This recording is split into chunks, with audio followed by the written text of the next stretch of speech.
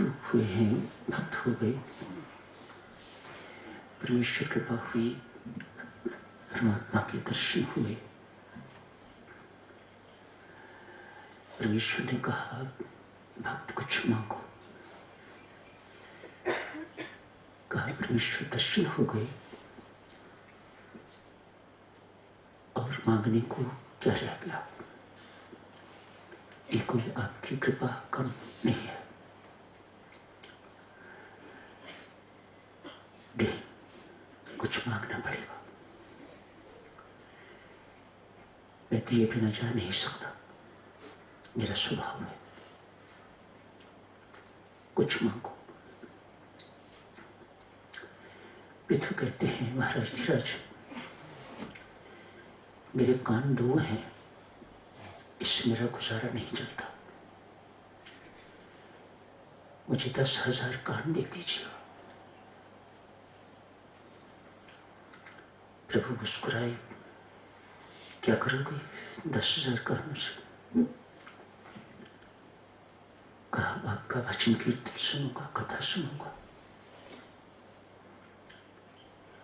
उतने अधिक कानों से तेरा भीतर प्रवेश होगा, तेरी कथा का प्रवेश होगा, तेरे गुणों का प्रवेश होगा, मेरा कल्याण होगा। सीधे पे कूट जाऊंगा। भगवान फिर मुस्कुरा रहे हैं,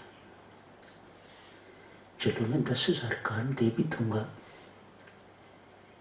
लेकिन ये ऐसा तुम यकीन से कैसे कह रहे हो कि सीधा बैकुंठ जाऊंगा? ये क्या जरूरी है? 10,000 कान से मेरा गुणगान सुनोगे, कीर्तन सुनोगे, मेरी कथा सुनोगे, राम राम सुनोगे, तो क्या ये जरूरी हो जाएगा कि आपको बैकुंठ मिलेगा, मेरा धाम मिलेगा? भक्त साधक भक्ति हुआ करते हैं, उनकी सूझबूझ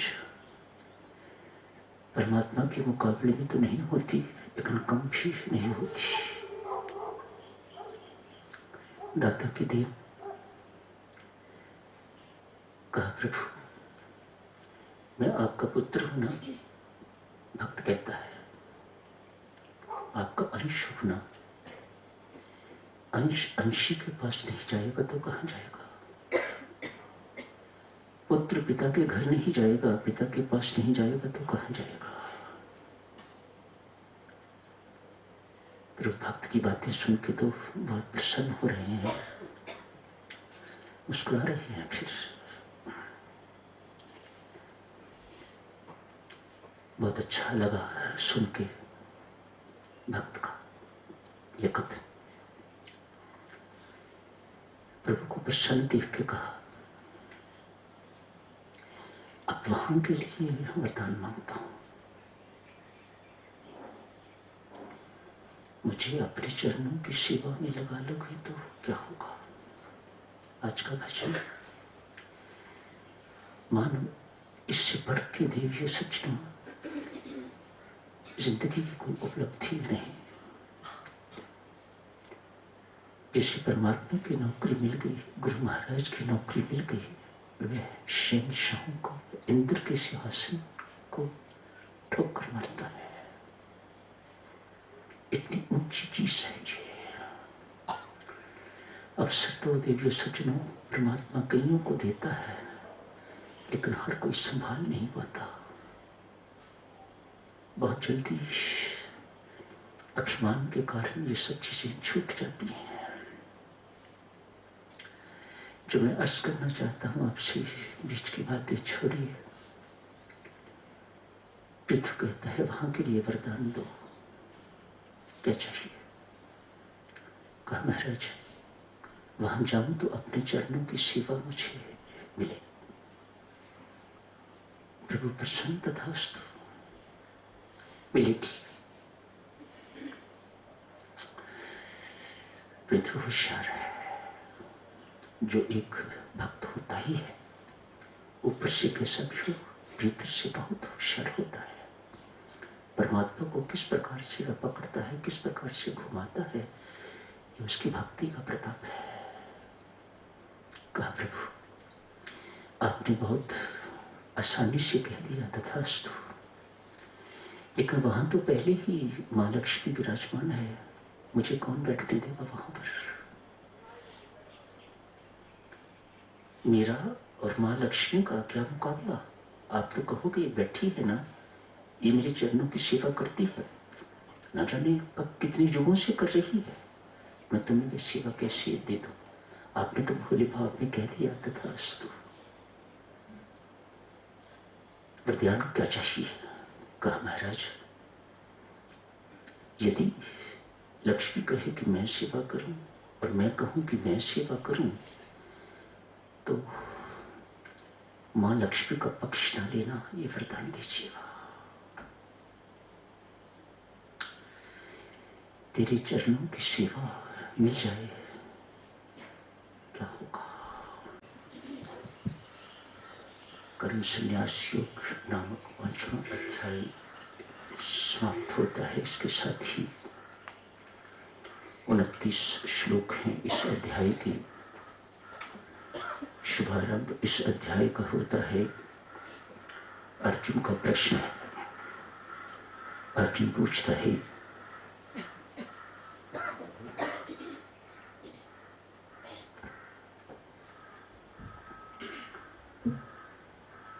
हे माधव, आप कर्मयोग की अर्थात कर्म करने की और संन्यास की अर्थात कर्म त्याग की, कभी उसकी प्रशंसा करते हैं, कभी उसकी प्रशंसा करते हैं। एक निश्चय करके मुझे बताइए, इन दोनों में से कल्याणकारी मार्ग कौन सा है। सचदेव अर्जुन जिज्ञासु है, अपने भीतर कुछ रखता नहीं है, भीतर बाहर एक है। आप कभी तो कर्मयोग की 3रा अध्याय कर्मयोग, 4था अध्याय ज्ञान संन्यास योग, उसमें भारी चर्चा ज्ञान की है, भारी प्रशंसा की है। कभी आप कर्मयोग की कर्म करने की प्रशंसा करते हो, तो कभी आप कर्म त्याग की प्रशंसा करते हो। जो इतने कल्याणकारी है, कृपा करके वह मुझे मार्ग दर्शाइएगा। भगवान श्री यहां स्पष्ट करते हैं, कहते हैं पार्थ, दोनों मार्ग एक ही हैं, दोनों कल्याणकारी हैं। दोनों मार्गों को मोक्ष की प्राप्ति होती है, लेकिन कर्म संन्यास से कर्मयोग कर्म करते रहना अधिक श्रेयस्कर है। ये हम सब के लिए, हम सब ज्ञान के अधिकारी नहीं हैं। बहुत कुशाग्र बुद्धि चाहिए, अनेक तरह की पात्रता चाहिए ज्ञान के लिए, हम नहीं है। और कर्म से हमारा छुटकारा नहीं। कर्म हर एक गृहस्थ को, हर एक साधक को करना ही है। भगवान श्री गीता जी में हमें कर्म करने के लिए नहीं कह रहे, कहते हैं कर्मयोग करो। ऐसे कर्म करो कि वे कर्म आपके परमात्मा से जुड़ने के साधन बन जाए। कर्मयोग देखिए, बहुत सरल शब्दों में सब कुछ, लेकिन जीवन में उतर जाए तो बहुत कुछ करने योग्य नहीं रहता। ये कर्मयोग ऐसा है। अपने कर्म इस प्रकार से करो, उन्हें पूजा बना लो। भाव बदलने की आवश्यकता है, ढंग है किस प्रकार से कर्म को पूजा बनाया जाए। आप भोजन खा रहे हो, इसे पूजा कैसे बनाया जाए।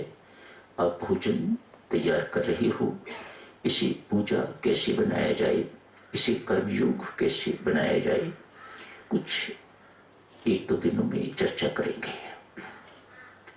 आज कर्म करने के लिए भगवान नहीं कह रहे, कहते हैं कर्म योग करो। क्या होगा इससे? संत महात्मा समझाते हैं कर्म बीज है। बहुत से लोग किसान बैठे हुए हैं, जिम्मेदार यहां बैठे हुए हैं। जैसे आप भूमि तैयार करते हो, उसके बाद भूमि में बीज डालते हो, खाद डालते हो, वर्षा की इंतजार होती है, पानी देते हो, प्रकाश मिलता है, बीज अंकुरित होता है, कालांतर में विशाल वृक्ष बन जाता है, फल देता है। वह फल आप खाते हो या बेचते हो। संत महात्मा कहते हैं कर्म भी बीज है। समझाने के लिए कर्म भी बीज है जो अंतःकरण की भूमि में बोया जाता है। जो भी कर्म आप करते हो, मानो आप अंतःकरण रूपी भूमि में बीज बो रहे हो। ये फल दिए बिना तो नहीं रहेगा। वह बीज जो आपने अपने खेत में बोया था, भूमि में बोया था, वह फल दे रहा है, तो ये बीज फल क्यों नहीं देगा? कर्म अच्छा करो या बुरा, यदि उसे आप कर्मयोग नहीं बनाते, यदि उसे आप पुण्य कर्म पूजा नहीं बनाते, तो दोनों के दोनों बंधन के कारण है। पुण्य कर्म करोगे तो सोने की हथकड़ी, दुष्ट कर्म करोगे तो लोहे की हथकड़ी, हथकड़ियां दोनों में लगेंगी। तो गीताचार्य भगवान श्री कृष्ण समझाते हैं, क्यों इस चक्कर में पड़ते हो? कर्म को ऐसा बना लो कि ना ये सोने की हथकड़ी लगाने वाला हो और ना ही ये लोहे की हथकड़ी लगाने वाला हो, पांव में बेड़ियां डालने वाला ना हो कर्म। युक्ति भी भगवान श्री गीता जी में सुझाते हैं। जिस कर्म को उबाल दिया जाए, जिस बीज को उबाल दिया जाए, जिस कर्म को कर्मयोग बना लिया जाए, अर्थात जिस बीज को उबाल लिया जाए, बीज तो बीज ही दिखाई देता है, लेकिन भूमि में डालने पर वह अंकुरित नहीं होता। जिस बीज को भून लिया जाए, उस बीज को आप भूमि में डालो तो वह अंकुरित नहीं होता, फूटेगा ही नहीं। आपने देखा है ना स्पेरों को, सांप गले में डाले घूमते फिरते हैं, पटारे में डाला हुआ घूमते फिरते हैं। नाग है, कोबरा काटने वाला है, विषैला है, लेकिन सपेरे को किसी प्रकार का कोई डर नहीं है। इसे हाथ में पकड़ के घूमता फिरता है। क्यों? उसे पता है इसकी विष की थैली मैंने निकाल दी हुई है।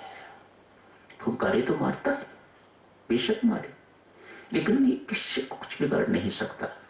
अतएव नगर नगर में, गली गली, मोहल्ले मोहल्ले उस सर्प को लेकर तो वह घूमता है, निश्चिंत है। भगवान श्री कहते हैं अपने कर्मों को भी इसी प्रकार से बना लो, अपने कर्म बीज को भी इसी प्रकार से बना लो कि ये फल देने योग्य न रहे, ये अंकुरित होने योग्य न रहे।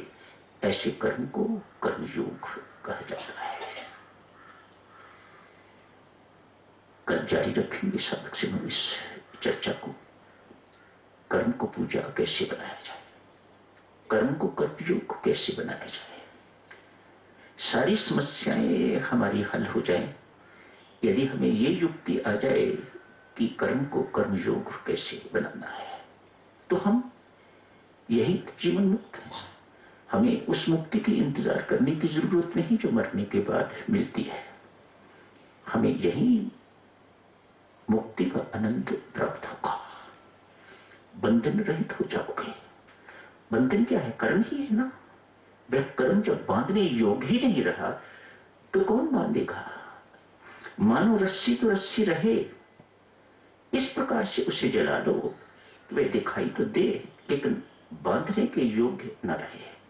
कर्मयोग, रस्सी अब लोग जलाओ उसे तो उसका आकार तो बना रहता है, उसकी शक्ल तो बिल्कुल वैसी ही बनी रहती है, लेकिन उससे बांधना चाहो कुछ तो वह बांधने योग्य अब नहीं रही, आपने जला दिया है। जिस कर्म को आपने पूजा बना लिया, जिस कर्म को आपने कर्मयोग बना लिया, वह कर्म बांधने योग्य नहीं रहता। तो मुक्त, एक बंधन है, एक मुक्ति। जब बांधने वाली चीज से बांधने योग्य नहीं रही तो फिर बांधेगा कौन? आप मुक्त हो गए, जीवन मुक्त हो गई, इसी जीवन काल में मुक्त हो गए। जारी रखेंगे साधक इस चर्चा को कल। आज का अंतिम श्लोक बहुत महत्वपूर्ण श्लोक है, 29वां श्लोक। भगवान श्री यहां घोषणा करते हैं, जो मुझे ऐसा मानता है कि मैं आप सबका कल्याणकारी, परम हितकारी सखा हूं। यहां घोषणा करते हैं, आप अपने पति से प्यार करती हैं तो वह प्रियतम है और आप प्रेमी।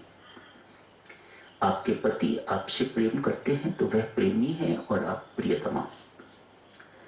भगवान श्री कहते हैं, मैं हूं प्रेमी और आप सब हो मेरे प्रियतम।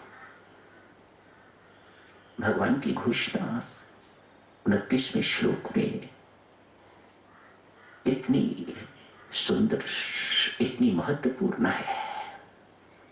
इस घोषणा पर तनिक भी साधक भक्त नजर रखे, डाले, विश्वास करे तो वह परम शांति का देवी अधिकारी बन जाता है। परमात्मा के होते हुए मेरा कोई क्या बिगाड़ सकेगा? परम सखा, परम सुहित शब्द प्रयोग किया है भगवान ने अपने लिए, जो मुझे परम सुहित मानता है। ये सुहित क्या होता है? मित्र होते हैं जो एक दूसरे का हित करने वाले, उन्हें मित्र कहा जाता है। मैंने आपका कुछ भला किया तो अपेक्षा है कि आप मेरा करोगे, उन्हें मित्र कहा जाता है। दोनों ही एक दूसरे का अहित करने वाले हैं तो उन्हें शत्रु कहा जाता है। काटने वाले एक दूसरे को, उन्हें शत्रु कहा जाता है। आप तो हित करने वाले हो, लेकिन दूसरा आपका अहित ही करता है तो उसे शत्रु कहते हैं। परम सुहित क्या है? जो कल्याण ही कल्याण चाहता है, कल्याण ही कल्याण करता है। हित ही हित आपका चाहता है, हित ही हित आपका करता है। हित के अतिरिक्त और कुछ नहीं करता, बदले में कुछ नहीं चाहता, उसे सुहित कहा जाता है। अपने आप को भगवान श्री ने परम सखा कहा है। एकांगी, एक प्रेम कैसा है भगवान का? एकांगी, बाइलैटरल नहीं है, दो तरफा नहीं है बेटा। एकांगी, एक करने वाला, एक की तरफ से जो प्रेम है उसे एकांगी कहा जाता है। भगवान कहते हैं, मेरा प्रेम ऐसा है, मैं आपसे अपेक्षा नहीं रखता कि आप मेरे से प्रेम करो। मैंने कुछ आपका किया है और आप उसके बदले में मुझे कुछ दो, धन्यवाद इत्यादि इत्यादि, इन बातों की अपेक्षा मुझे नहीं है। ऐसे को परम सुहित कहा जाता है। भगवान की दृष्टि में मेरी माता, और हमारी सृष्टि में तो बहुत कुछ है ना। भगवान की दृष्टि में किसी का अहित नहीं है। हमारी बुद्धि के अनुसार हमें कुछ भी लगे, लेकिन भगवान की दृष्टि से उसने आपका अहित नहीं किया। आपको लगे कि मुझे सजा दी है, आपको लगे कि मेरे काम में भगवान ने बाधा डाल दी है, मेरा काम रोक दिया है, लेकिन आप अपनी बुद्धि के अनुसार सोच रहे हो ये बात। भगवान की बुद्धि के अनुसार नहीं, जो सर्वोपरि है, जो सर्वश्रेष्ठ है। हमारी तो बुद्धि सीमित, कुछ भी नहीं, उसकी असीम बुद्धि है। आज की बात नहीं देखता, वह आपके अगले जीवन तक की बातें सोचता है और उसके अनुसार वह कर्म करता है। वह कर्म करता है जो आपके हित कर हो, जो आपका कल्याण करने वाला हो, जिसमें आपका भला हो। आपको उससे तकलीफ होती है, आपको उससे दुख मिलता है, इस बात की वह परवाह नहीं करता। कोई बात नहीं, अभी इसे दुख मिल रहा है, अभी इसे निराशा मिल रही है, अभी ये उदास है। कल को मेरी करनी को ये जानेगा तो इसे पता लगेगा कि वो जो मेरे साथ घटित हुआ था, मेरा कल्याण, मेरा हित उसी में था। ये हम सबका अनुभव है, ऐसा होता है। लेकिन उस वक्त तो व्यक्ति एक दफा तो भगवान को गाली देता है, एक दफा तो कहता है मैंने तेरा क्या बिगाड़ा था। मैंने आज तक जिंदगी में, इस जिंदगी में जहां तक मुझे याद है, किसी का अहित नहीं किया, किसी को कुछ दुख नहीं दिया, फिर परमात्मा ने मुझे क्यों दुख दे दिया। मानो आप उनकी आलोचना करते हो, आप उनको गाली तक निकाल देते हो। जितनी गाली रोज परमात्मा को सुनने को मिलती है, उतनी शायद ही किसी संसारी को सुनने को मिलती हो। हम आलोचना करते हैं उसकी, हम उसे गाली देते हैं, उसे भला बुरा कहते हैं, वह सुनता है, कुछ नहीं कहता आगे से। कोई बात नहीं, जब तुम्हें समझ आएगी तो तुम्हें पता लगेगा कि तेरा कल्याण इसी में था, मैंने क्यों ऐसा किया। ऐसे परम सुहित को व्यक्ति जान जाता है कि कुछ भी हो, परमात्मा की दृष्टि में मेरा अहित नहीं हो सकता। अतएव परमात्मा की सृष्टि में अन्याय नहीं, अत्याचार नहीं, कोई त्रुटि नहीं, कोई गलती नहीं। जो ऐसा मानता है, जो ऐसा स्वीकार करता है, ये सत्य है। इसे सिर्फ मानना, स्वीकार करना, जानना है। जो ऐसा मानता है उसे परम शांति पार्थ लाभ होती है। भगवान श्री ने अंतिम श्लोक में, आज 5वें अध्याय में यह कहा है, जो मुझे परम सुहित मानता है, सबका हित करने वाला, मैं मां हूं। भगवान श्री कहते हैं मैं मां हूं। मां कितनी भी दुष्टा क्यों ना हो,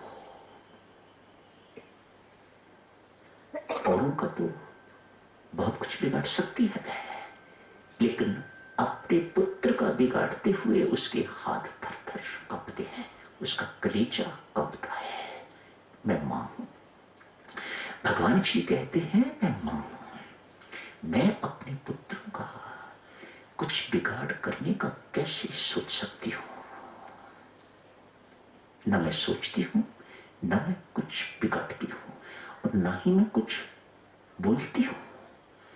हम सोचते भी गलत, बोलते भी गलत और करते भी गलत। भगवान श्री न हमारे लिए गलत सोचते हैं, न गलत कुछ बोलते हैं, और न ही कुछ गलत करते हैं। हमारी भलाई, हमारा कल्याण, उनके जो कुछ भी वे करते हैं उसमें है, उसे परम सुहित कहा जाता है। तो यही समाप्त करने की इजाजत दीजिएगा, कल जारी रखेंगे। आज इससे पहले 2 श्लोकों में 26, 27, 28, 28 2 श्लोकों में भगवान श्री देव 6ठे अध्याय की भूमिका बांधती है। ध्यान, अगला अध्याय ध्यान योग। कितने अच्छे गुरु हैं, कितने अच्छे आचार्य हैं, ताकि ये भूमिका अगले अध्याय की तैयारी हो जाए। चाहे अर्जुन पूछे, चाहे मैं कंटिन्यू रखूं, इस जो 6ठा अध्याय ध्यान योग, उसकी आज भूमिका भगवान श्री ने 27 और 28 श्लोक में बांधी है। ध्यान कैसे किया जाता है, ध्यान अवस्था से कैसा होता है, किस प्रकार से इंद्रियों पर नियंत्रण, किस प्रकार से मन पर नियंत्रण, इत्यादि इत्यादि आज उन 2 श्लोकों में वर्णन कर दिया है, ताकि कल को वह चर्चा आगे जारी रख सके। तो यही समाप्त करने की इजाजत दी। धन्यवाद।